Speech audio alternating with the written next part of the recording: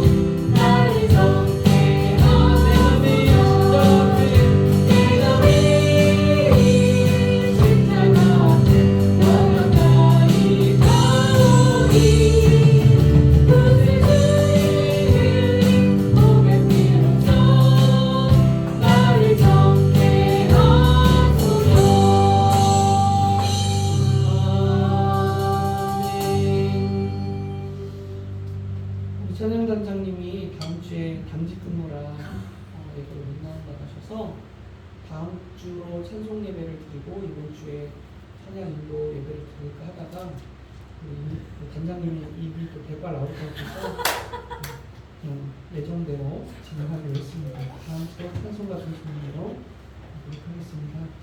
시간이 되었으므로 마음과 뜻과 정성을 모아 하나님께 주의 오전을 드리도록 하겠습니다. 사도신경으로 하나님 앞에 신앙고백 하겠습니다.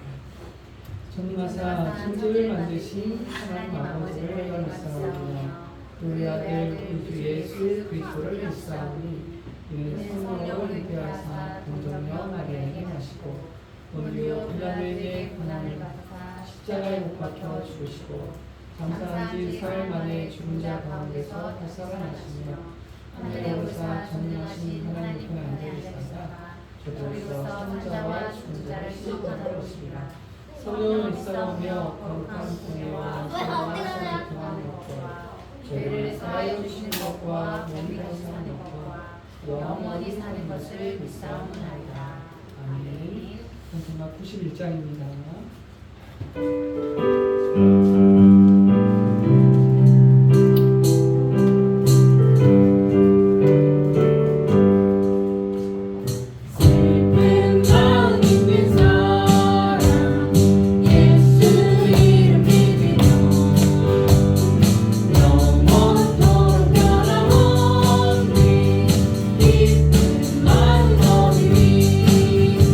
예수의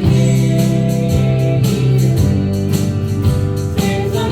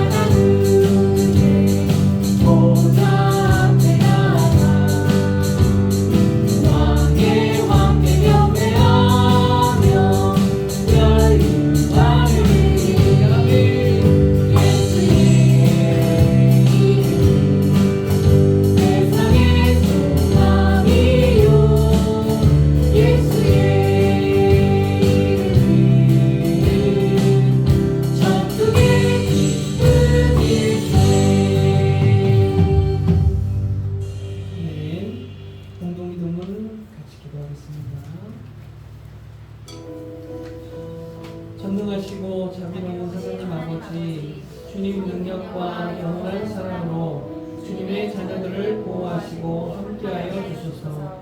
나의 아버지, 우리 아버지 하나님께 기도합니다.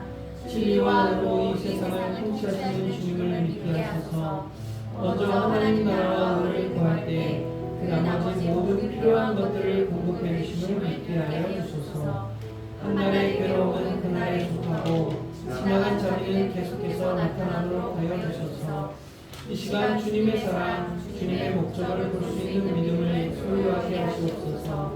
내 책임과 의무를 다하며 어떤 위험과 위기에 직면하여도 용감하고 침착하게 주님을 의지하여 담대하게 전진하게 하소서. 주님이 주시는 사랑의 힘이 완악한 나의 마음을 녹인다는 것을 믿게 하소서. 강제적인 힘보다 주님의 사랑의 힘을 더 믿게 하여 주소서. 성령님이 어둠의 힘과 죽음과 질병을 이기는 것을 믿게 하소서. 주님이 인도하였듯이 믿음을 가지고 나에게 닥친 고난과 역경을 참고 견디게 하소서. 이 시간 기도합니다. 모든 사랑하는 사람들의 삶의 형편을 주님의 손에 부탁합니다. 그들에게 천국 소망을 견고하게 심어주시고 이 땅에서의 삶이 고단함과 무거움으로 얼어지지 않도록 주님의 자비로운 손길로 붙잡아 주소서.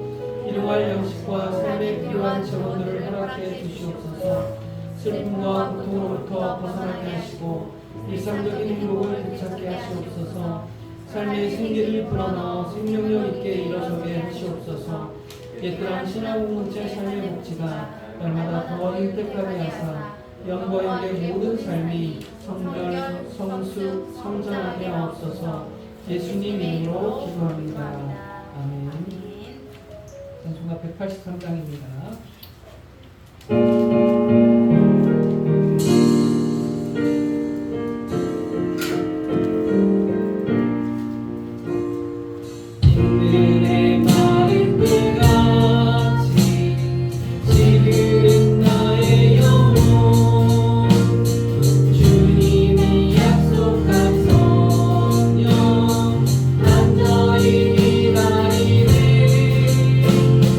안으로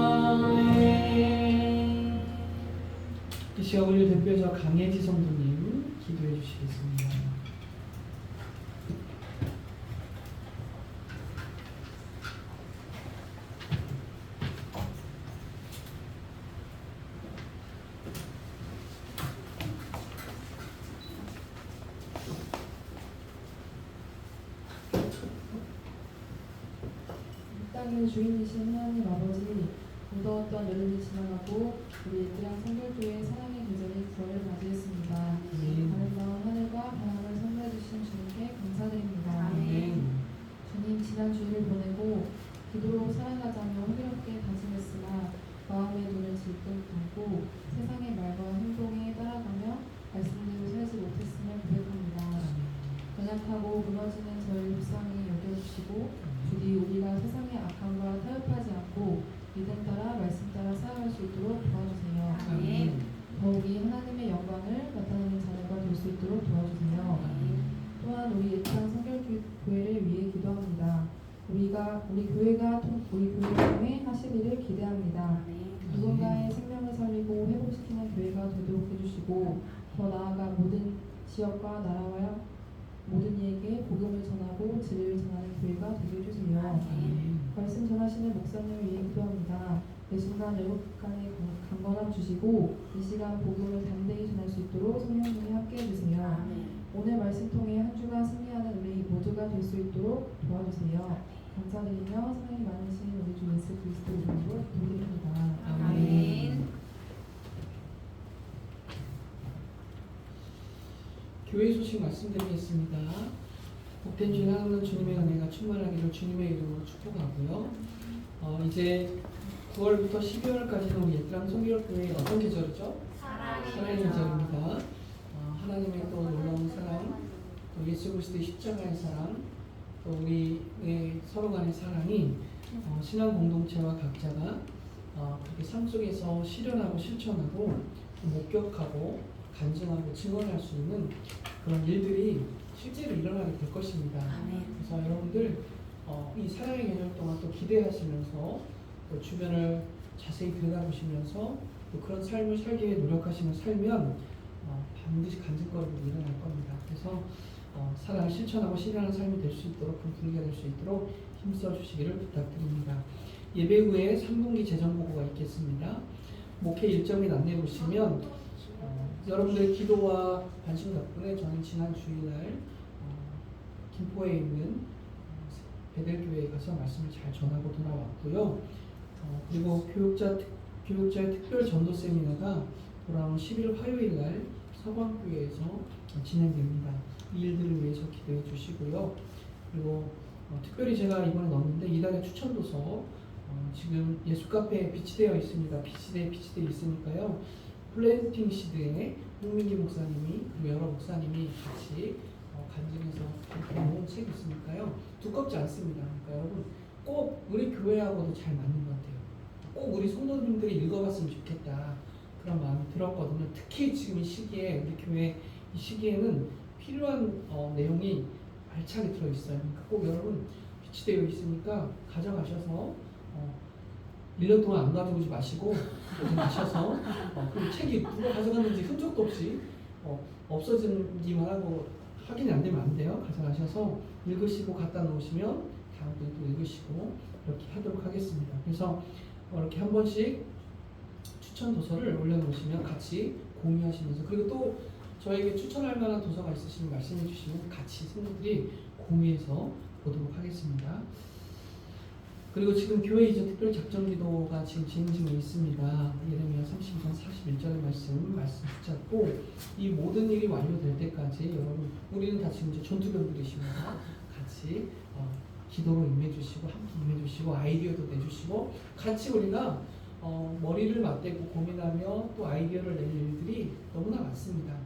그래서 앞으로도 해야 할 일이 많으니까요. 같이 지혜를 구하고 힘을 내면서 서로 응원하면서 하나님이 하신 일들을 놀라운 일들을 우리가 목격하면서 가셨으면 좋겠습니다. 지난번에는요 교육자 임원회 마치시고 군산에서 돌아오는데 갑자기 목사님 한 분이 거길 가보고 싶다고 차를 돌리라고 하더니 가가지고 목사님 세 분이 서가지고 거기서 막 이렇게 기도하고 얼마나 또 그 여성 목사님 그 강함 아시죠? 막 거기서 성령의 불이 임하셨는지 막 뜨겁게 막 부흥회가 열린 것처럼 기도를 해주시더라고요. 그러면서 목사님이 더 흥분하셔가지고 너무 위로가 된대요. 이렇게 용기가 난대요. 이렇게 예트랑 성결교회가 확 치고 나가는 이 모습이 본인 교회나 우리 모두에게 되게 울림이 되고 용기가 된다거나 그래서 흥분이 된대요. 그래서 요즘 이제 목사님 교회 물이 새도 이제 전에는 슬펐는데 슬프지 않대요. 교회 비가 새냐 봤는데 지금 슬프지 않대요. 이제 어디로 가라는가 봐. 그렇게 받아들이시래요. 더 그렇게 느끼셔야 합니다. 목사님 막 그러는데 하여튼 막 거기 또 그 공장에 앞에 있는 사람들 그런다 직원이 많더라고요. 우리 막 기도하는 거 쳐다보고 막 우리끼리 막 좋아가지고 막 기도하고 하여튼 계속 그러고 있습니다. 그러니까 그럼 하나님이 하신 일들을 보면서 같이 열심히 기도하시면서 이렇게 나아갔으면 좋겠습니다. 다음 주 대표 기도는 최창현 성도님, 현금은 김호준 성도님이십니다. 메일 한번 꼭. 다음 주가 좀 없네요. 그러니까 건너뛰고 그 다음 주에 하도록 하겠습니다. 메일 한번 꼭 목회자 가정 주보 기도 제목 성도 하늘에서 기도해 주시고 특별히 나라분들 재난 전쟁 중에 있는 나라를 기도해 주시고 일본이 지금 태풍이 강타했잖아요. 많은 사람들이 지금 고통 중에 있습니다. 그들을 위해서도 어떤 분은 그렇게 얘기를 하시더라고요. 깜짝 놀랐어요. 이번에 그냥 아주 그냥 다 쓸어버려야 한다고 이렇게 얘기를 하시는데 이분은 기도하시는 분이 아니구나 이 생각이 들었습니다. 이분은 영혼을 위해 기도하시는 분은 아니시구나. 그럼 그런 생각 하시면 안 됩니다. 절대 그런 생각 하시면 안 돼요. 긍휼히 여기고 불쌍히 여기고 민망히 여기셨던 주님의 마음이 교회와 우리 성도들 가운데 있어서 같이 기도해 주셔야 됩니다. 그럼 만에 하나 예수를 믿지 않고 목숨을 끝내면 바로 심판대에 섭니다. 그럼 그런 사실 우리가 인지하고 그 영혼들을 위해서 고통 중인 영혼들을 꼭 같이 기도해 주시길 부탁드리겠습니다. 오늘 우리에게 주신 하나님 말씀 보실까요? 사도행전 2장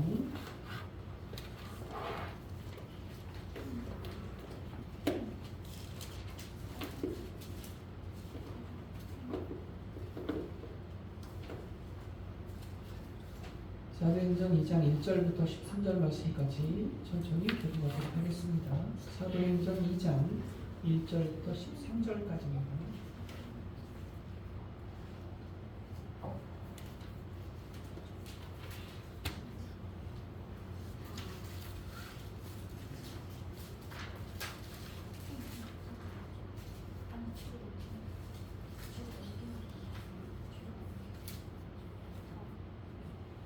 정확히 행이라고 쓰는 거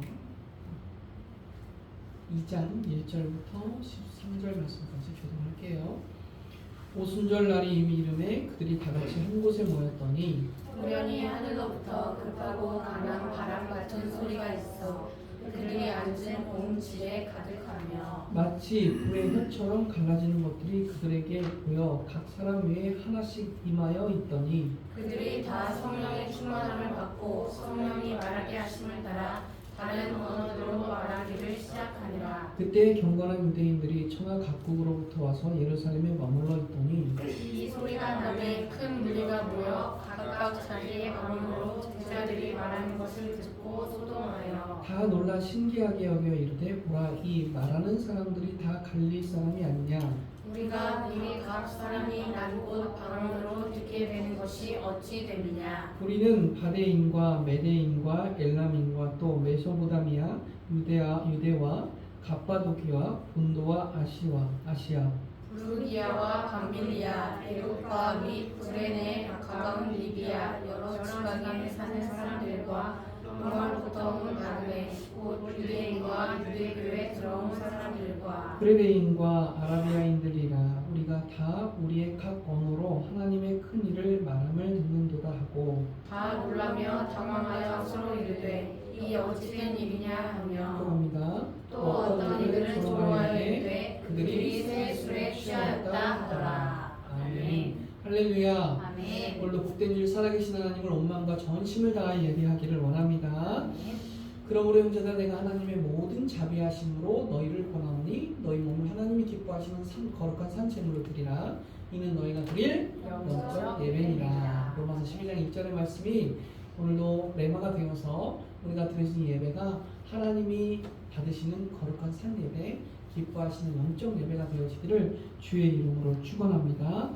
이 시간 주의 종이 선포할 때 믿음으로 화답하실게요. 주님의 보혈로 우리를 거듭나게 하시는 정결케 하시는 중생의 역사가 넘칠 줄로 믿습니다. 아멘. 날마다 우리를 더욱더 거룩하게 이끌어 가시는 성결의 은총이 함께 하실 줄로 믿습니다. 아멘. 우리 가운데 망가지고 무너진 영육 간의 모든 것들을 회복시켜 주시는 신유의 역사가 충만하게 하실 줄로 믿습니다. 하나님, 머리부터 발끝까지 가정의 문제, 일터의 문제, 마음의 문제, 육체의 문제 모든 것들을 다 회복을 명하여 주시옵소서. 하나님께서 치료하는, 나는 너희를 치료하는 여호와라 말씀하신 그 일들이 실제로 나타나게 하여 주시옵소서. 다시 오실 주님을 사모하여 주 예수여 오시옵소서의 마라타를 외치는 재림의 신앙이 우리 가운데 충만하기를 주의 이름으로 축원합니다. 중생, 성결, 신유, 재림, 사중공임의 역사, 성결, 성숙, 성장의 삼중의 은혜가 오늘도 우리의 삶 가운데 충만하기를 주의 이름으로 다시 한번 축복하고 축원합니다. 하나님의 변함없는 인재와 사랑은 오늘도 우리를 충만케 하실 것입니다. 오늘도 세상의 만만치 않은 삶 속에서 살아내시고 이겨내시고 승리하시고 이렇게 예배 가운데 나오신 여러분들을 하나님께서는 성도라 불러주실 것입니다. 하나님의 변함의 인재와 사랑이 이 시간에 충만케 하실 건데요. 우리가 한번 기지개 한번 펴시면서 우리 한번 정말 행복하다 외쳐보실까요? 이 하늘 행복을 고백합시다. 정말 행복하다. 피곤하 염려야 근심아. 우리 찬이 많이 피곤했나봐요. 기지개가 아주 시원하게 피고 있습니다. 지금 염려 근심아 다 떠나가라. 다 떠나가라.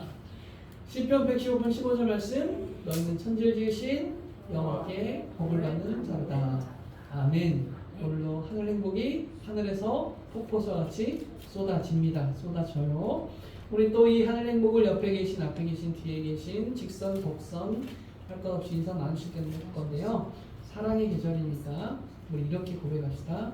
하나님 더욱 사랑, 당신을 더욱 사랑. 이렇게 한번 해볼까요? 시작. 하나님 더욱 사랑, 당신을 더욱 사랑. 그거 같지 않아요? 앞에다 해버리네요.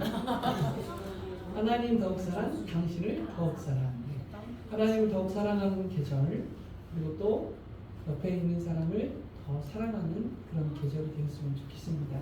그래서 고통 중에 있는 사람들을 사랑하는 마음으로 우리가 기도하고 사랑하는 마음으로 긍휼히 그들을 위해 마음 아파하고 같이 달려가는 우리 모두가 되었으면 좋겠고요. 우리 옛사랑 성결교회 신앙 공동체가 되었으면 좋겠습니다. 자, 오늘은요 성령 충만의 증거라는 말씀의 주제를 가지고 은혜를 나누려고 합니다. 과거에 우리나라에 방영되고 있는 여러 가지 예능 프로들을 보면 그 방송들을 맛깔나게 이끌어가는 많은 진행자들이 있었습니다. 우리들은 이 사람들을 흔히 MC라고 표현을 하는데요. 우리나라 최고의 MC의 4인방을 뽑아라. 그럼 과거에는요 4명이 뽑혔는데 강호동, 유재석, 이경규, 신동엽 이렇게 뽑혔대요. 그리고 그 외에 이휘재, 남희석 씨 이런 분들도 거론이 되었다고 하는데요. 이 사람들은요 우리가 잘 알고 있다시피 입담이 장난이 아닙니다. 지금 잘 나가는 MC들을 뽑으라고 하면 전현무 씨가 유재석보다 연봉이 앞선다고 해요. 몇 배 앞선다고 해요. 그리고 또 김성주 씨도 있고요. 김성주 씨가 여러분 시골 개척교회 아버님 목사님 아들인 거 아시죠? 그래서 거룩할 성사의 기둥주자. 그래서 그 성주라는 이름이 십자가를 의미한대요. 그래서 언제 간증 눈물을 흘리면서 아버지를 얘기하면서 눈물을 흘리면서 간증하는 얘기를 들은 적이 있습니다. 그리고 김구라 씨, 그리고 또 송은희 씨 여자들 중에서는 송은희 씨가 또 MC를 잘 본다는 이야기가 있습니다. 한 기관에서 사람을 상대로 설문조사를 했습니다. 우리나라 예능 프로의 MC 4인방 중 가장 마음에 드는 사람이 누구입니까? 그 결과를 확인했더니 단연 한 사람이 압도적으로 표를 얻었는데 누구였을까요? 유재석이라고 합니다. 그래서 유재석 씨인데요. 그래서 심지어는 유재석 씨를 뭐라고 말해요? 유느님이라고 하시는 얼마나 그 사람의 위력이 대단한지 유느님이라는 표현이 들 정도로 표현하고 우리 좀 기분이 나쁘잖아요. 솔직히 어디 감히 레벨을 같이 하나님하고 표현이 그렇다는 거죠. 유재석 씨가 MC로 인정받은 이유는요. 자신이 진행자이지만 말을 많이 하거나 자신의 말을 앞세워 주도적으로 진행하지 않는 그런 스킬이 있다고 합니다. 그래서 프로그램을 보다 더 재미있게 더 의미있게 진행하는 것에 자기의 말을 아끼면서 전체적인 것을 이끌어간다는 그런 실력이 있다는 거예요. 분석가들이 유재석 씨의 진행 방식을 자세히 분석해봤더니요. 실제로 그는 패널이라고 말하는 여러 사람들이 출연진으로 출연하면 그 출연한 한 사람 한 사람씩을 배려하면서 그들이 서로 잘 대화하고 소통할 수 있는 돕는 역할로서의 그 일을 잘 해낸다고 해요. 그래서 그가 MC로서의 높임을 받을 수 있다고 해요. 그래서 그가 인기를 받을 수 있는 비결이 바로 두 글자로 말하면 소통이다. 소통의 통로가 되어지고 또 소통을 잘한다고 합니다. 하나님께서 모든 인류를 창조하셨고 모든 인류는 서로 소통할 수 있는 방법을 그들 안에 그 모든 만물 안에 그 섭리를 넣어놨습니다. 그래서 꽃이 벌에게 오라고 여러분 손짓합니까? 막 꽃이 벌아 와 그러니까 근데 벌이 와요. 어떻게? 꽃의 향기를 맡고 와요. 그래서 꽃의 소통 방식은 뭐예요? 향기예요. 향기. 그 다음에 사람이 꽃을 좋아합니다. 왜 좋아요? 꽃은 뭐하기 때문에? 예뻐요. 예뻐요. 색깔이 있어요. 그럼 그게 꽃의 소통 방식이죠.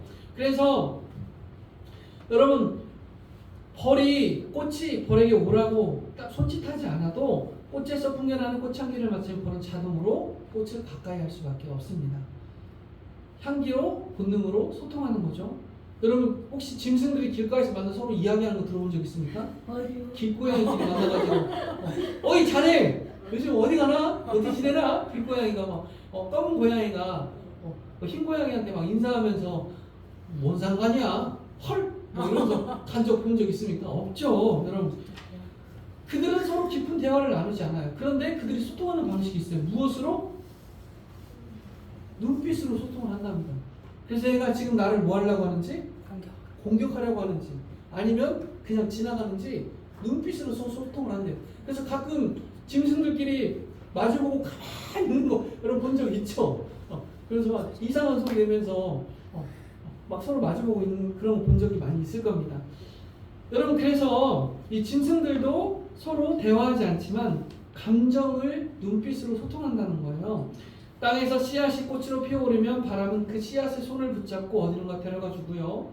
그 씨앗이 바람의 손길을 놓게 되면 땅에 떨어지죠. 그럼 땅은 씨앗을 감싸 안아줍니다. 그래서 그 씨앗으로부터 다시 싹이 나도록 만들어줘요. 그리고 이 동화 같은 이야기를 들은 하늘이 감동을 받아서 구름에게 명령을 해요. 야, 너무 감동적이지 않냐? 그러면 구름이 감동받아서 눈물을 막 흘려요. 그게 뭐예요? 비예요. 비가 오는데 그럼 땅을 적셔요. 그럼 그것도 물이 그들로 하여금 생명이 되도록 만들어줍니다. 이렇게 자연 만물이 서로 뭐하고 있어요? 소통하고 있습니다. 그런데 사람이라는 존재는 더 특별하죠. 가을이 자신에게 특별히 뭐라고 말하지 않는데도 가을만 오면 가슴에 그냥 뭔가 이렇게 흔들림이 있고 낙엽에 떨어지는 모습만 보면 자기가 막 떨어진 것 같이 마음이 이렇게 점점 이렇게 뭔가 허하고 이런 사람들이 있어요. 이런 사람을 사자성어로 뭐라고 해요? 가을 탄다 이렇게 말해요. 사자성어로. 어떤 사람은 또 여름이 되면 막 이렇게 겨울이 되면 눈 내리는 거 막 첫눈이 내리는 모습 보면 막 마음이 뭉클해지고 그때 그 첫사랑이 생각이 나고 그때 그 사람이 생각이 나고 그러면서 마음이 괜히 힘들어지는 사람들도 있습니다. 이걸 사자성어로 뭐예요? 겨울 탄다. 그럼 베트남에 어떤 사람이 한국 사람이 갔는데 베트남에서 한국 사람을 만났대요. 그래서 이런저런 이야기를 나누다가 베트남에 살면서 가장 좋은 게 뭐냐 이렇게 물어봤대요. 그랬더니 그 남자가 했던 말이 뭐였냐면 베트남에 사는데 가장 좋은 것은 첫사랑이 생각이 안 난다. 이렇게 얘기했다고요. 왜냐면 베트남은 1년 내내 뭐예요? 따뜻해요. 여름이잖아요. 여름. 그러니까 겨울에 만났던 말자, 가을에 만났던 미숙이, 봄에 만났던 미자 생각이 안 난다는 거예요. 1년 내내 여름이다 보니 생각이 잘 안 난다고 합니다. 우스갯소리가 있어요. 이처럼 하나님께서 비록 눈에 보이진 않더라도 모든 자연 만물이 서로 소통하도록 모든 질서들을 자연 만물 가운데 만들어 놨습니다.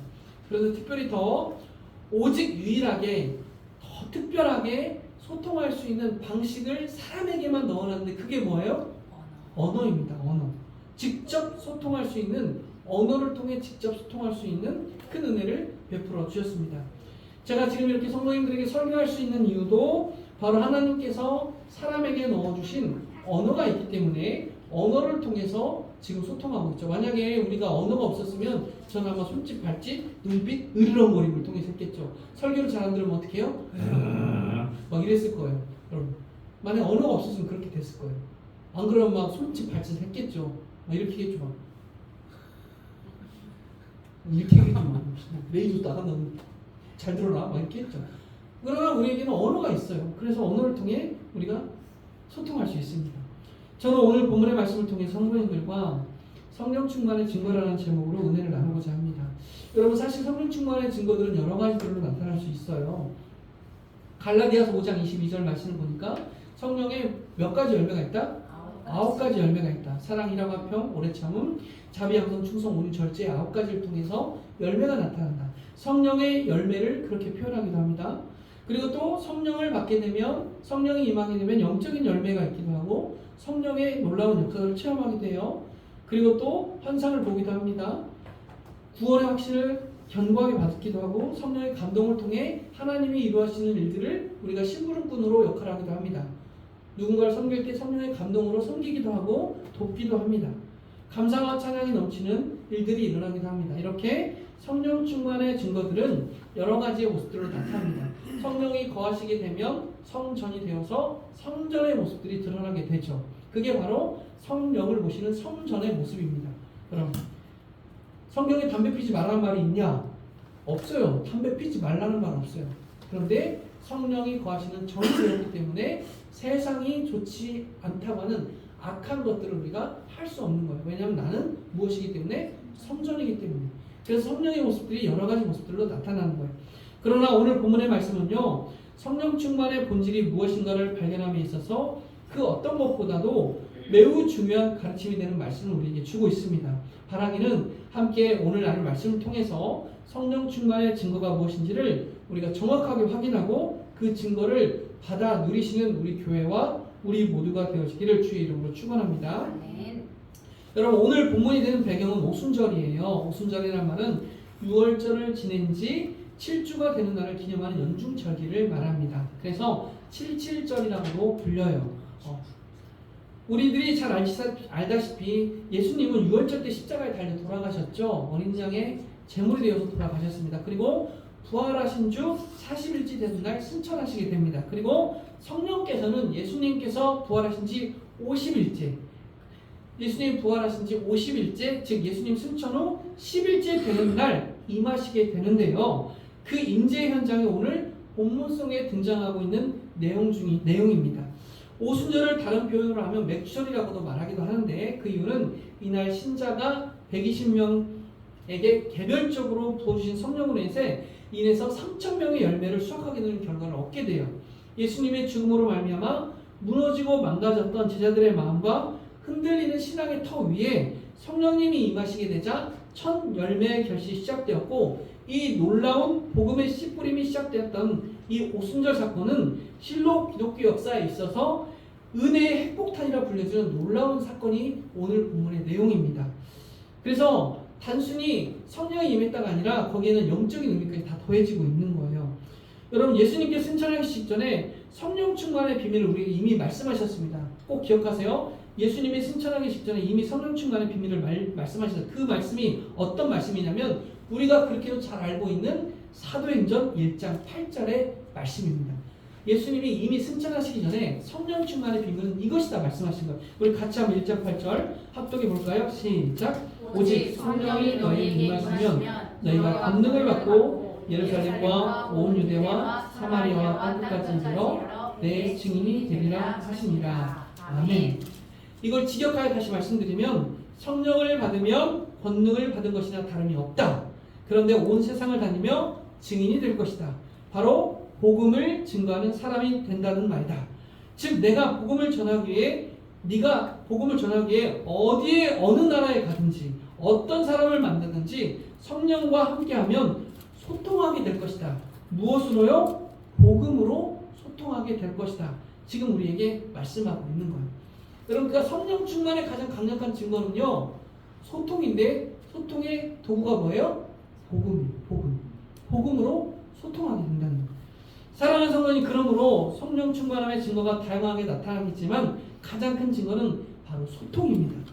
서로 말이 통한다는 거예요. 그 증거적 현상이 바로 오늘 2장 1절부터 4절의 말씀이에요. 우리 다 같이 한번 1절부터 4절 말씀 합독해 보겠습니다. 시작. 오순절 나는 이름에 그들이 다 같이 한 곳에 모였더니 하늘로부터 급하고 강한 바람 같은 소리가 있어 그들이 앉은 온 집에 가득하여 마치 불의 혀처럼 갈라진 것들이 그들에게 보여 각 사람이 하나씩 이마에 있더니 그들이 다 성령의 충만함을 받고 성령이 말하게 하심을 따라 다른 언어로 말하기를 시작합니다. 시작하니라. 아멘.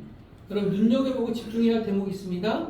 마지막 하반절에 보니까요. 다 성령 충만함을 받고 뭐 한다고요? 다른 언어들로 성령이 말하게 하심을 따라 다른 언어들로 말하기를 시작했대요. 성령 충만은 성령의 말을 통해 각기 언어들로 소통하기 시작했다고 말하고 있습니다. 경건한 유대인들이 오순절의 절기를 지키기 위해 각국으로부터 예루살렘에 모여들었는데 각자 자기 나라의 말로 하나님의 말씀이 들리기 시작했다라고 말하고 있는 거예요. 강대에서 목회자가 말씀을 전파하면 각자의 언어들로 삶의 표현들로 정서의 언어들로 들리기 시작하는 거예요. 성령 충만을 목회자도 받아야겠지만 성령 충만을 성도들이 받아야 내 삶의 언어들로 말씀이 들리기 시작하는 거예요. 각자의 형편의 언어들로 들리기 시작하는 거예요. 아, 저 말씀은 저 사람이 들어야 돼요. 제가 베들교회 가서도 그 설교를 했거든요. 저 말씀은 저 사람이 들어야 돼요.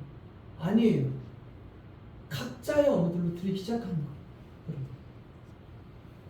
긴박하고 절박한 복음을 신속하게 전하기 위해서 초자연적인 역사를 일으키는 것이기도 하지만 더 깊은 의미로 들어가 보면 성령의 역사로 말미암아 그 모든 것들이 소통하기 시작했다라는 것을 우리에게 말해주고 있습니다. 사랑하는 성도님, 성령의 충만함을 개인적으로 체험한 사람, 성령의 충만함을 받은 사람의 언어를 사절에서는 성령의 말하게 하심을 따라 다른 언어들로 말하기 시작했다라고 분명하게 말씀하고 있습니다. 성령으로 변하는 하나님의 언어, 하나님의 사람, 하나님의 언어들로 그렇게 사용하고 들려지도록 만들어 주신다라고 말씀하고 있습니다. 여러분, 똑같이 목사님이 설교를 하는데 어떤 사람은 목사님 어떻게 저렇게 나들으라고 저 설교를 한다. 어떤 목사님 저한테 그러더라고요. 우리는 가는 죄를 저질러서는 안 됩니다. 그런 설교를 했대요. 근데 그 다음날 새벽에요. 막 기도를 하는데 강다스 옆에 누가 와 있는 것 같더래요. 성도들이 다 가고 기도하는데 그래서 눈을 살짝 있다 보니까 어떤 젊은 여자분이 와가지고 막 기도를 하더라는 거예요. 근데 그분이 기도하는데 막 그렇게 기도를 하는데 목사님께서 나 가능하지 말라고 설교를 그렇게 하셨다고 약간 그거 정신이 약간 이상하신 분이긴 하대요. 그런데 목사님이 나 들으라고 나 가늠했다라고 나를 오해하셔가지고 나 가늠하지도 않았는데 설교를 막 그래 하셨다고. 여러분 같은 설교인데도 왜곡해서 듣고 잘못 들을 수 있다는 거예요. 여러분 그러나 우리 성령 받은 사람, 성령의 사람들은요 하나님의 언어들로 하나님의 소통 방식으로 들려진다라고 말하고 있는 겁니다. 같은 하나님을 믿고 같은 예수 그리스도를 믿고 한 성령을 의지하면서도 그 사람과 대화했다 하면 마음이 미어지고 답답해지고 상처받게 하는 사람 여러분 있습니다. 있어요. 교회 안에서도 우리가 한 하나님을 섬긴다고 하는데 그 사람하고 얘기하고 나면 왠지 마음 상처가 더 많은 사람이 있습니다. 그 이유는 뭘까? 우리가 한 하나님을 섬긴다고 하면서도 왜 교회들이 서로 소통하지 못하는 걸까? 왜 그리스도인들끼리 서로 소통하지 못하는 걸까? 영적 교감과 소통들이 왜 이루어지지 못하는 걸까? 어쩌면 우리가 말하는 성령의 은혜의 역사들을 어떤 신비로운 체험, 은사, 어떤 그런 것들로만 국한시켜 놓고 성경에서 말하는 진짜 본질적인 성령의 역사, 성령의 은혜 그것이 소통이고 복음으로 하나 되어지고 복음으로 교감하고 복음으로 정서를 함께하며 복음으로 세상과 소통해야 한다라는 그런 원 의미를 우리가 망각해버린 건 아닐까. 우리의 방식대로 우리가 재단하고 우리의 방식대로 해석해서 적용시켜버린 것은 아닐까. 우리가 한번 돌아봐야 할 대목이 된다라고 말씀하고 있는 것이죠.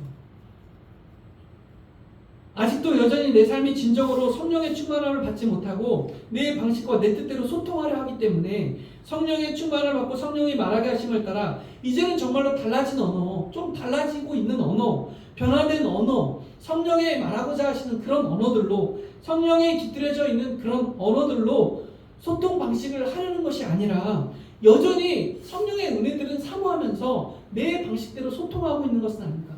삶의 행위의 소통 방식, 내 말의 소통 방식들로 여전히 그렇게 하고 있는 것은 아닌지 우리는 한번 깊이 돌아보고 우리 성찰해보고 회개해야 할 대목이라고 우리에게 말씀하고 있는 것이죠. 그래서 성령이 각 사람이 하나씩 임했다는 것은요, 각 사람에게 임한 성령 충만의 은혜는 무엇이냐면 각자의 취향과 각자의 인격적인 변화가 이루어지고 있다는 것을 말하고 있는 거예요. 야, 그 교회 성령이 충만해. 막 찬양단만 뜨겁게 찬양인도 하고 성도들은 삶 가운데 나가서 자기 멋대로 살아가는 그런 것을 말하는 게 아니라는 것이죠. 진정한 성령 충만함은 각 사람에게 각자의 힘에서 각자의 성령의 소통의 방식대로 그 삶을 살아가게 애쓰고 노력한다는 것을 말하고 있는 겁니다. 나는 그런 생각 안 했는데 그런 말 안 하려고 했는데 주변이 다 그렇게 말해. 나도 그냥 따라가는 거야. 나만 곱게 말하면 뭐해? 그 인간 돌려주려는 말이 이 모양 이 꼴인데 나만 애쓴다고 변할 일이 아니라고. 모두가 다 바뀌지 않아. 다 요즘 다 그렇게 얘기해. 요즘 다 그렇게 행동해. 다 그렇게 생각해. 나만 그렇게 한다고 뭔 소용이야. 그래서는 안 된다는 거야. 나에게 성령이 임했다면 나라도 성령의 방식과 소통 방식으로 살아가야 한다고 말하고 있는 거예요. 여러분, 우리 교회가 비전을 꿈꾸고 달려가고 있죠. 여러분, 어떤 분이 나에게 물어보더라고요. 우리 교회 비전의 꿈에 대해서 내가 구체적으로 얘기하지 않았는데 그냥 우리 교회는 비전을 향해 날마다 달려간다. 그때 그분이 저한테 물어봤어요. 성도들과 그 비전을 같이 공유하고 소통하느냐. 우리는 그렇게 한다. 늘 나눠서 얘기하고 고민하고 같이 나눈다. 그럼 됐다고 그러시더라고요. 그럼 됐다. 성도들과 소통하고 비전을 공유하면 된 거래요.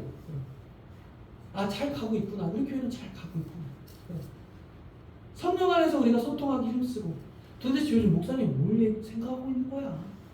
우리 교회 재정이 도대체 어떻게 쓰여지고 있는 거야? 여러분, 재정 모금을 안 하는 교회들의 소통 방식이 여러분 그런 경우들이 많습니다. 둘 중에 하나예요.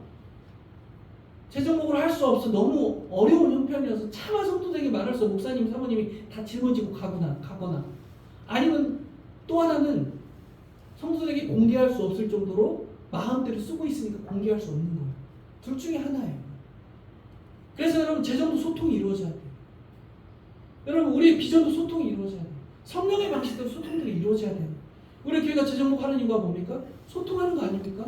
귀한 성도님들의 애써 땀 흘려 세상 가운데 흘린 그 헌금들을 이렇게 쓰고 있습니다. 이렇게 다 사용하고 있습니다라고 다 소통에 보고해 드리는 거예요. 그리고 우리 교회가 이런 부분이 약합니다. 이런 부분은 잘 쓰고 있습니다라는 것을 소통하는 거 아니겠습니까? 사랑하는 성도님, 마음이 통하지 못하고 말이 소통하지 못한다는 것은 성령의 교통이 단절됐다는 것을 말하는 거예요. 창세기 11장 12장을 보면 사람들은 본래 통일된 언어를 사용했었죠. 그런데 사람들이 교만해지고 악해지게 되니까 하나님께서 그 사람들의 감정까지 악해지는 것을 보았어요. 말이 악해지니까 말이 하나로 모아져 악해지는 걸 시작하는 걸 보니까 그들의 감정도 악해지는 걸 보았어요. 그래서 그들의 언어를 혼잡게 만들어 봅니다. 여러분, 그래서 11장에 바벨탑 사건이 일어나잖아요. 바벨이라는 뜻은 혼잡이라는 뜻입니다. 여러분. 혼잡이라는 뜻이에요. 그들이 쌓았던 탑 자체가 혼잡했다는 것을 말합니다. 마음이 혼잡했고 말이 혼잡했고 그들의 비전이 혼잡했다는 거예요. 뭐 때문에요? 성령의 방식으로 소통하지 않았다는 것을 말하고 있는 거예요. 이 징계 때문에 이후에 인간들이 언어라는 것이 다 사분오에 갈려있잖아요. 여러분, 우리가 영어를 배우는 이유가 뭐예요? 그때 그 조상님들 때문이에요. 그때 조상님들께서 그 바벨탑만 안 하고 착하게만 살았어도 우리가 제2의 외국어를 할 필요가 없었습니다. 그냥 아무데나 가도 다 하나의 언어였어요. 얼마나 편합니까? 베트남에 갔더니 어떤 분이 와가지고 저한테 그러더라고요. 몽땅 만원, 몽땅 만원. 그 배우기 얼마나 애쓰셨겠어요. 깜짝 놀랐습니다. 이런 언어를 쓰는 분이 있다니. 그럴 필요가 없었겠죠.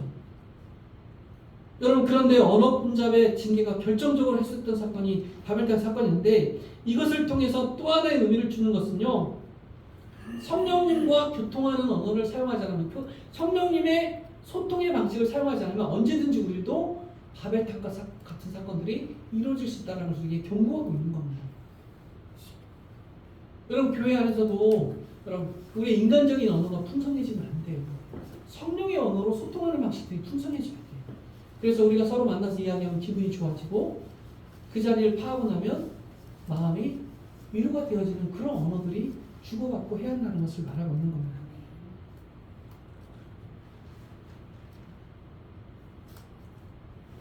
이 사건을 통해서 초대교회 공동체는요, 하나님을 체험할 수 있었습니다. 오늘 본문에 등장하는 성령 강림자의 사건입니다. 이 오순절 사건은 성령 안에서 인종이 다르고 지역이 다르고 언어가 다른 사람들을 하나됨으로 만들어주는 사건이었어요. 소통하게 만들어줬어요. 이 소통의 역사하심이 초대교회가 성장하고 초대교회가 승리할 수 있는 발판이 되도록 만들어주신 거예요. 그냥 오순절에 성령이 임했대. 각 사람과 불같은 혀가 임해서 그들에게 놀라운 언어가 임했대. 막 방언이 이루어졌대. 그럼 막 제2 외국어들이 막 이루어졌대. 그럼 단순히 그 사건이 아니라는 거. 성령 충만한 성도는 하나님과 말이 통하는 사람입니다. 성령 충만한 교회는 하나님과 소통하는 교회예요.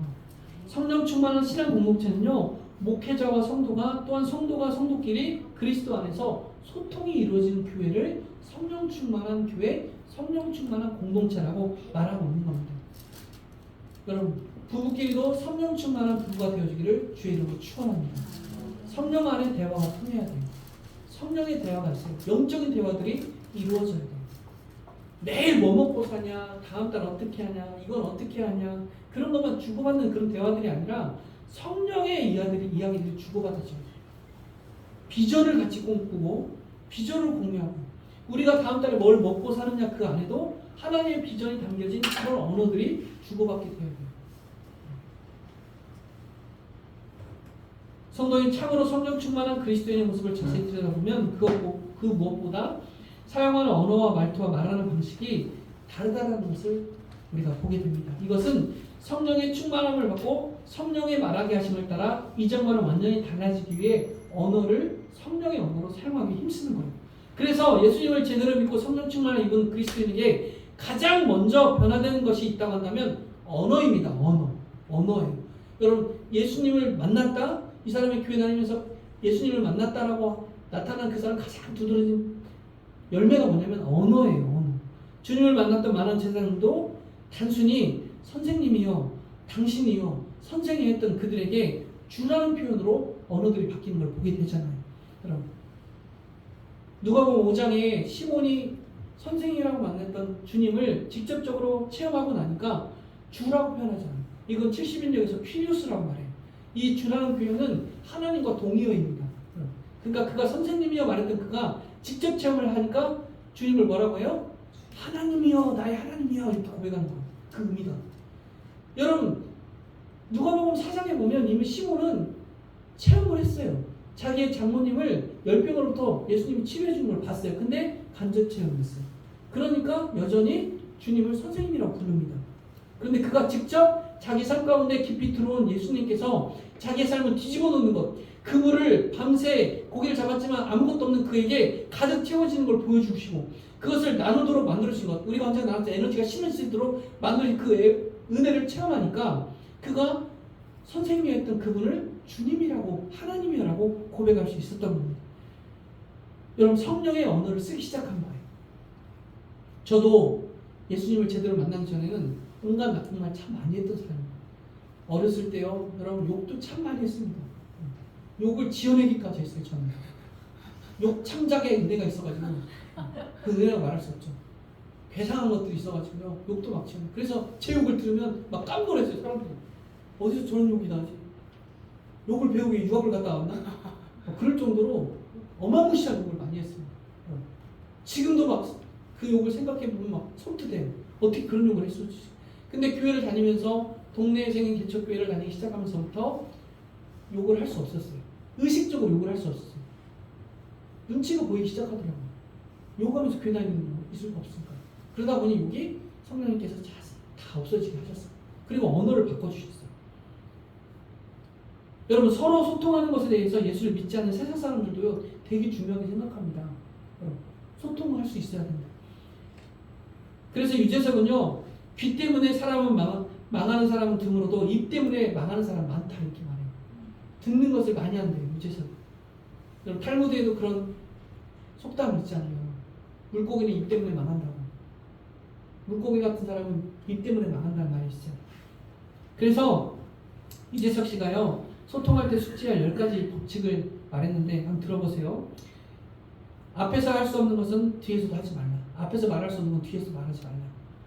말을 독점하면 적이 많아진다. 적게 말하고 많이 들어라. 목소리의 톤이 높아질수록 뜻은 왜곡된다. 사람들의 귀를 훔치지 말고 가슴을 흔드는 말을 하라.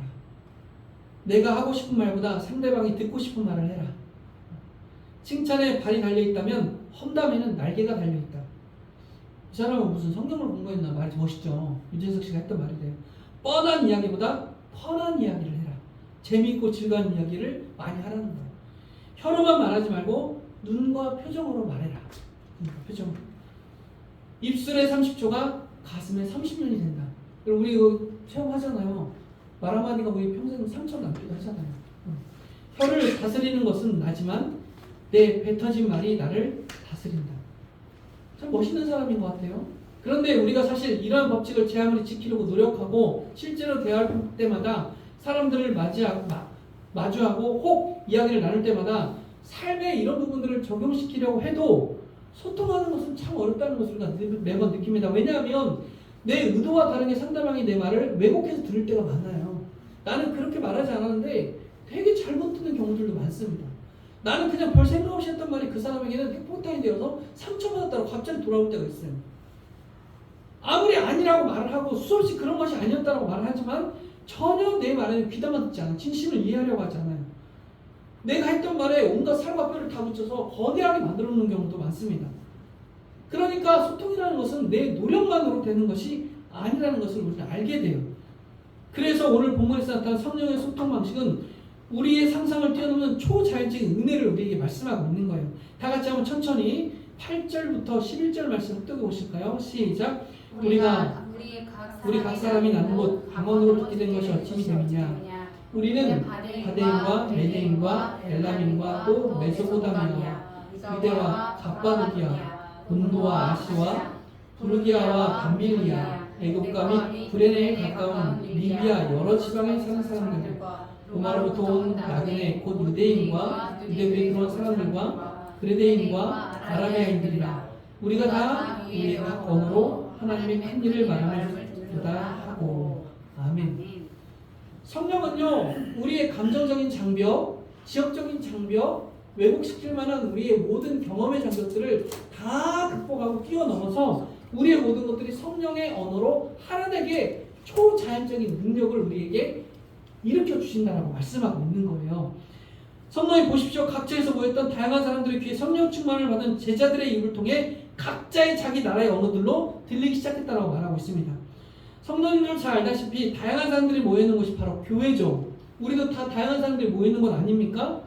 그래서 교회 안에는 늘 서로 다름으로 인한 충돌이 생기지 않을까 인간적인 고민과 고뇌가 존재하는 곳이기도 합니다. 그러나 우리들이 합독한 말씀처럼 교회 안에 성령께서 충만하게 임하시기만 한다면, 우리 각자에게 성령 충만함이 있다고 한다면 인종과 직업과 나이와 성별, 신분과 출신을 모두 뛰어넘어 진정한 그리스도 안에서 참된 소통을 맛보게 될 것이다 라고 우리에게 지금 말씀하고 있는 거예요.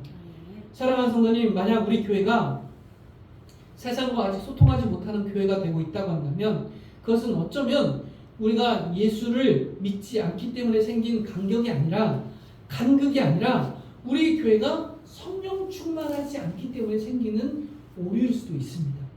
내가 지금 내 주변에 있는 직장 동료와 지금 다툼이 심하다. 뭔가 내 진심이 그 사람과 통하지 않다. 뭔가 자꾸 틀어지고 자꾸 뭔가 격이 생긴다. 내 가정에서 내 어떤 가족, 어떤 구성원과 간극이 생긴다. 자꾸 틀어진다. 그것은 그 사람의 문제라기보다도 어쩌면 내가 성령 충만하지 않아서 성령의 언어들로 사용하고 있지 않기 때문에 인간 대 인간의 그 차이가 그런 간극을 벌이고 있는 건 아닌지 우리는 돌아봐야 한다고 말씀하고 있는 거예요. 그러므로 성령 충만하다는 것은 어떤 신령한 능력이나 예언 혹 분별, 영적 감각과 같은 고차원적인 신비한 것을 말씀하는 것이 아니라 세상과 소통하고 서로가 소통할 수 있는 그 소통의 영적 의미를 우리에게 말씀하고 있는 겁니다. 교회는 하나님과 소통할 때 성령 충만한 교회가 되는 거예요. 성도와 성도끼리 영적으로 통하고 소통할 때 성령 충만한 관계가 되는 거예요. 여러분 교회 안에서 그런 거 많이 보잖아요. 인간적으로 친했다고 적대는 사람들 많이 보잖아요. 그거 왜요? 성령 충만한 관계로 만나지 않았기 때문입니다. 저와 여러분은 성령 충만하기를 소망합니다. 여러분들끼리 성령 충만한 관계가 되어지기를 소망합니다. 호준이와 찬이가 성령 충만한 관계가 되어지기를 소망합니다. 아멘이시죠? 성령 충만한 관계로 되어져요.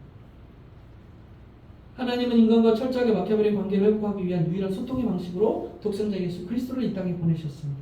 십자가를 통해 화해 메시지를 통해서 그 소통의 방식을 성취해내셨어요. 그것을 지금도 보증해주고 계세요. 난 너희들과 소통하고 있다. 너희들은 아닐지라 난 너희들과 소통하고 있다. 내 독생자 아들 예수 그리스도 십자가에 달려 죽게 한 것이 그것을 보증하고 있다. 그것을 로마서 8장 20절 27절은 정확하게 기록하고 있습니다. 이와 같이 성령도 우리 연약함을 도우시나니 우리는 마땅히 기도할 바를 알지 못하나 오직 성령이 말할 수 없는 탄식으로 우리를 위해 친히 간구하시느니라. 마음을 살피는 이가 성령의 생각을 아시나니 이는 성령이 하나님의 뜻대로 성도를 위하여 간구하십니다. 여러분, 그래서 이 성령의 소통하심이 우리를 하나님께 계속 소통시켜 주신다. 우리가 할 수 없는 것들을 소통시켜 주신다. 이 일 때문에 그 유명한 로마서 8장 28절의 말씀이 나온 겁니다. 그 유명한 로마서 8장 28절의 말씀. 여러분, 우리가 잘 알죠? 우리가 알거니와 하나님을 사랑하는 자, 그 뜻대로 부르심을 입은 자들에게 모든 것이 뭐 한다고요? 합력하여 선을 이룬다.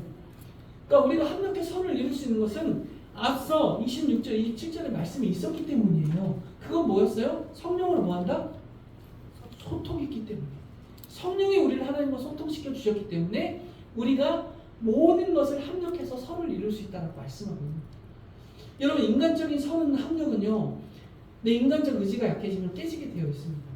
아무리 좋아하는 사람도 내 인간적인 마음이 약해지면 깨지게 되어 있어요. 그래서 우리는 성령이 필요합니다. 성령이 우리를 소통케 하고 성령이 우리의 마음을 하나로 만들어 주셔야만 우리가 합력해서 온전한 선을 이룰 수 있다고 말씀하고 있습니다. 우리 교회가 앞으로 놀라운 선들을 이뤄가길 원하시잖아요. 여러분, 삶 가운데 선한 사람으로 살아가길 원하시죠. 우리 호준이 찬이가 선한 사람으로 살아가길 굉장히 바래요. 그렇다면 그들을 위해 뭘 위해 기도해야 할까요? 그들이 어떻게 살아가기를? 성령 충만한 삶을 살아가기 위해 기도해야 합니다. 왜냐하면 성령님께서 인간적인 한계를 뛰어넘어서 선함을 이룰 수 있도록 이끌어 주셔야만 인간적 한계를 뛰어넘을 수 있습니다. 주님, 간절히 바라옵기는 우리 옛드랑 성결교회와 여기 문당 모든 권속들에게 성령 충만함을 허락해 주셔서 세상에서 그 모든 것들을 선으로 소통할 수 있도록 허락하여 주시옵소서. 주중에 축복하오니 그렇게 기름 부어 주시옵소서. 우리 서로는 그리스도의 사랑 안에서 서로 말이 잘 통하는 성령 충만한 교회, 성령 충만한 성도가 되었으면 좋겠습니다. 우리 서로가 정말 말이 통하는 사람들이 되었으면 좋겠어요. 성령 충만한 사람들이 되어서 말이 좀 통했으면 좋겠어요. 많은 말을 많이 해서 통하는 게 아니라 몇 마디 하지 않았는데 통하는 사람, 그런 사람들이 되었으면 좋겠어요. 예수님을 3번이나 배반했던 베드로, 이미 실패한 인생 같았지만 오순절 사건 이후 그가 관리들과 장로들과 서기관들이 다 모여있던 예루살렘의 공회 앞에 서서 당당하게 복음을 전할 수 있었던 그 힘은요, 4장 8절에서 베드로가 성령이 충만하였기 때문이라고 말씀하고 있어요. 또한 제자들이 복음의 능력을 행하며 담대히 말씀을 전할 수 있었던 것은요, 4장 31절에 보니까 성령이 충만했기 때문이라고 말씀하고 있어요. 그리고 또 7명의 집사를 세울 때도 그 기준을 6장 3절에서 뭐라고 말하고 있냐면 성령과 지혜가 충만하여 칭찬하는 사람이라고 말하고 있어요. 그리고 스데반 집사님이 돌에 맞아 순교할 당시에도 사도행전 7장 55절은요 뭐라고 말씀하냐면 스데반이 성령이 충만하여 하늘을 우러러 주목하여 하나님의 영광과 및 예수께서 하나님 우편에 서신 것을 보았다라고 말씀하고 있어요. 여기서 다 등장하고 있는 성령은요 다 하나님과 소통했던 것을 말하고 있는 거예요. 8장에 여러분 빌립을 예수님께서 부르실 때도 성령이 빌립에게 말씀하셨다고 기록하고 있어요. 여러분 사도행전은요 성령장이라고 말해요. 성령행전이라고 말해요. 이것은 성령님께서 어떤 은사를 부어줬다는 것을 말하는 게 아니에요. 여러분 다시 한번 원점으로 돌아가 이걸 기억하셔야 돼요. 사도행전에서 말하는 성령의 역사는요 소통을 말하고 있는 거예요. 하나님과의 소통, 영적인 서로의 소통을 말하고 있는 거예요. 성령 충만하다는 것은 소통하는 거예요. 하나님과 소통하고 서로가 소통하는 거예요. 우리 교회가 비전을 향해 달려갈 때 우리는 성령 충만해야 합니다. 이 일을 가지고 하나님과 이야기해야 되고 우리 서로 이야기가 통해야 돼요. 소통해야 돼요. 어떤 목사님께서 교회에 어떤 비전을 가지고 막 그 비전을 선포하시면서 이 일을 위해 우리에게 헌금이 필요합니다. 우리에게 작정 헌금이 필요합니다. 그렇게 설교했대요. 그런데 그 설교가 끝나고 오후에 식당에 모여서 차를 마시면서 권사님께 이야기를 하는데 어떤 권사님이 그랬대요. 나는 우리 목사님이 그 일을 하는데 내가 그 돈을 왜 내야 되는지 모르겠어. 내가 왜 그 일에 마음을 쏟아야 되는지 모르겠어. 내가 그 일을 왜 함께 해야 되는지 모르겠어. 그건 뭐예요? 소통이 제대로 이루어지지 못했기 때문이에요. 비전이 같이 공유되지 못했기 때문이에요. 여러분 우리가 어떤 동료들과 어떤 일을 할 때도 직장에서도 마찬가지예요. 어떤 프로젝트를 같이 수행할 때도 소통하지 않으면 그건 네 일일 뿐인 거예요. 여러분 그래서 오늘 본문을 통해 말씀하시는 성령 충만의 가장 강력한 증거는요. 뭐예요? 소통입니다. 소통. 사랑하는 성도님, 세상을 향해 그토록 소통하려 했던 모든 복음의 사람들은 한결같이 성령 충만함을 입었던 사람들입니다. 지금 이 순간에도 하나님과 소통하는 사람들의 가장 큰 특징은 성령 충만한 사람들입니다. 바로 성령 충만의 가장 큰 증거는 소통이기 때문입니다. 성령이 충만해야 할 곳에 성격이 충만하면 안 돼요.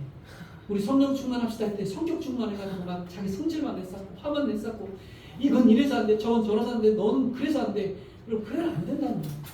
성격은 좀 이제 우리 죽어야 돼요. 성격은 좀 없어지고 성령 충만해져야 돼요. 하나님과 성령 충만하고 우리가 성령 충만했으면 좋겠어요. 저는 전사님과 굉장히 성령이 충만합니다. 소통이 잘 이루어지고 있어요. 저는 아내와 지금 성령 충만합니다. 소통이 잘 이루어졌어요. 가끔 성격 충만할 때도 있지만 인정하는 거예요. 저는 사람입니다. 그러나 성령 충만할 때가 많습니다. 우리 혜지자매와 창현 형제도 성령 충만할 거라고 믿습니다. 믿습니다. 부부가 성령 충만할 거라고 믿습니다. 저는 다른 거 못 믿어. 그건 믿습니다. 그냥 고개만 끄덕끄덕 하면 그렇게 앞으로 가보신 거죠? 살고 있잖아요. 우리 금결이, 금빛이, 호준이, 찬이도 삶 가운데 학교에서 교우들과 친구들과 그리고 앞으로 인생길 가운데 성령 충만할 줄 믿습니다. 우리 여기 있는 모든 사람들이 성령 충만할 줄 믿습니다. 성령 충만한 목회자와 성도가 저와 여러분들이 되게 충만합니다. 하나님과 말이 통하는 교회, 하나님과 말이 잘 통하는 목회자와 성도, 그리고 세상과 소통할 수 있는 교회, 그리고 정말 우리 소통하는 우리의 관계, 힘들었던 거 좀 교회 와서 같이 이야기하고 지쳤던 거 좀 나누고 또 그냥 말하지 않아도 눈빛으로 서로 소통하는 관계, 힘들었구나 기도해주는 관계, 우리 모두가 되었으면 좋겠어요. 여러분 목사도 힘들어요. 세상에서 힘들어요. 목사인 척 살아가는 것도 힘들어요. 여러분. 그러나 성도님 보면 위로가 되는 교회. 성도님들 세상에 살아가는 거 만만치 않잖아요. 직장에서, 일대에서, 가정에서 여러분 만만치 않습니다. 그러나 교회하면 좀 우리가 그런 위로로 소통할 수 있는 교회, 그런 공간, 그런 관계가 되었으면 좋겠어요. 그래서 우리가 그런 삶 가운데 성령 충만한 우리 모두가 되었으면 주의 이름으로 축원합니다. 우리 말씀 붙잡고 찬양 드리고 잠시 하나님께 기도하는 시간 가졌으면 좋겠습니다.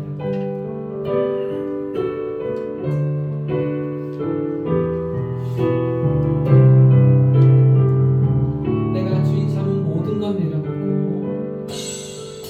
내가 주인 삼은 모든 건 내려놓고 내 주 대신 주 앞에 나가 내가 사랑했던 모든 것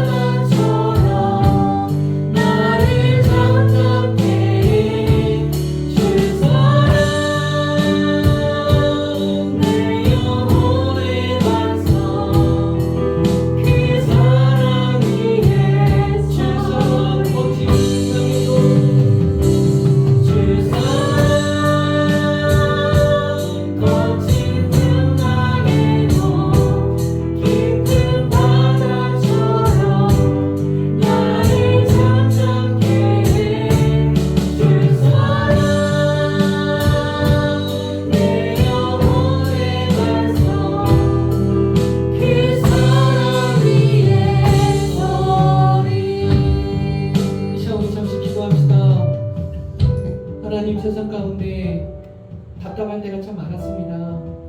때로는 상대방이 답답할 때가 있었고 제 자신에게 답답할 때도 많았습니다.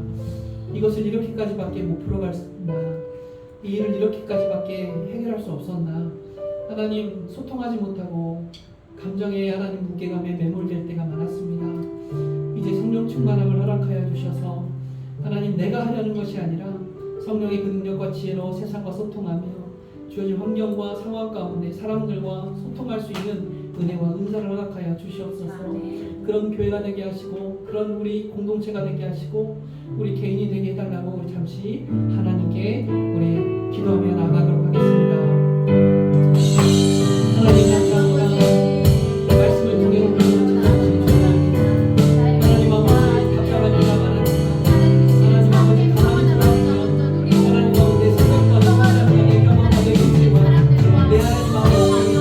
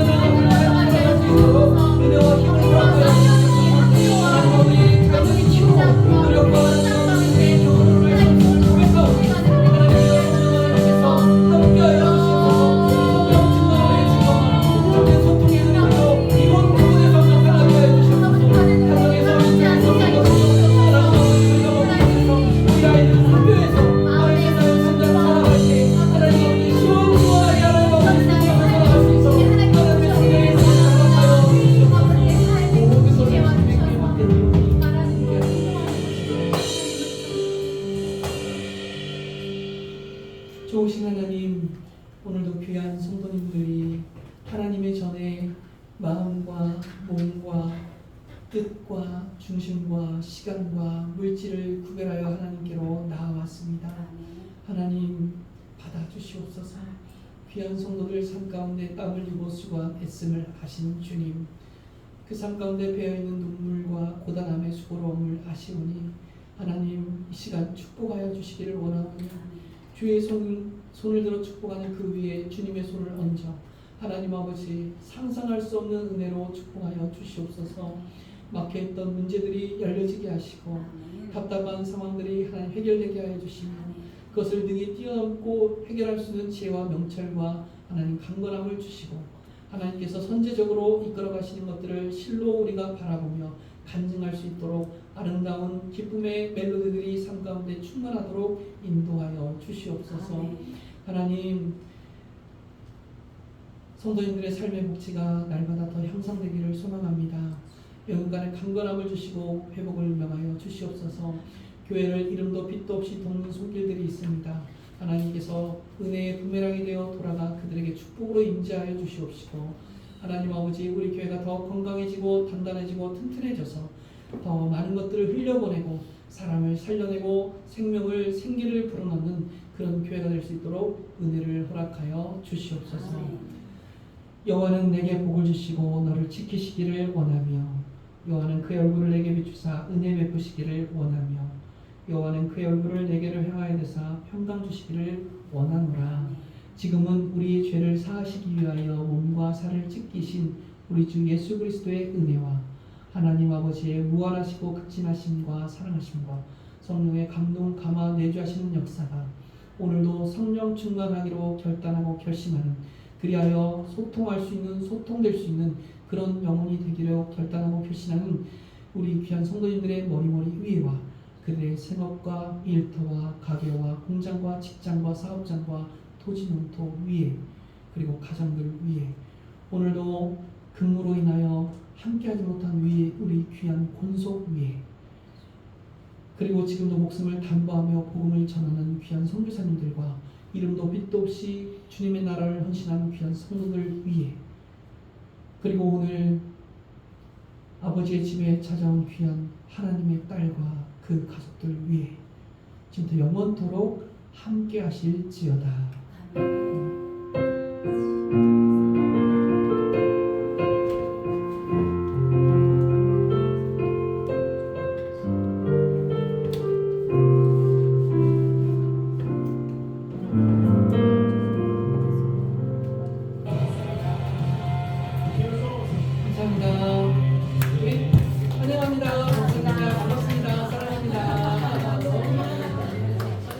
이어서 바로 대전 보고 진행하도록 하겠습니다.